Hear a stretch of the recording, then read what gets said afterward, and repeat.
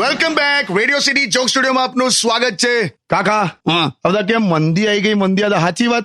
મને કહું હું લાયો બેવું નહીં લા, આ પેપરમાં કહે છે પણ એટલે આમ શું છે મંદી જેવું કઈક? કે ખબર નહીં પડતી લા. હમણાં મહિના પહેલા જે લોકો કાશ્મીરમાં પ્લોટ ખરીદવાની વાતો કરતા હતા એ બધા અત્યારે મંદીની વાતો કરે છે લા. એટલે જ કહું છું. કઈ ખબર નહીં, પણ આ તો જો મંદી હોય ને મંદી, હા. તો બેંક વાળાએ લોન આપતા પહેલા આમ એક નિયમ લાવવો પડશે હં? કયો? કે જેની પાસે પાસપોર્ટ ના હોય ને એને જ લોન મળશે. આ લોકો લઈ લઈને ભાગી જાય છે. અરે એટલે ટૂંકમાં મને કઈ ખ્યાલ નથી આવતો મંદીનો, પણ આમ વાતચીત ચાલુ થઈ ગઈ છે બધે. હમણાં પેલો જીગો પ્રોવિઝન સ્ટોરમાં જઈને કે 1 કિલો ખાંડ આપો ને, તો પેલા દુકાન વાળાએ આપી. પછી દુકાન વાળાએ પૂછ્યું બીજું કઈ જોઈએ, તો આ કે સરકારી નોકરી જોઈએ.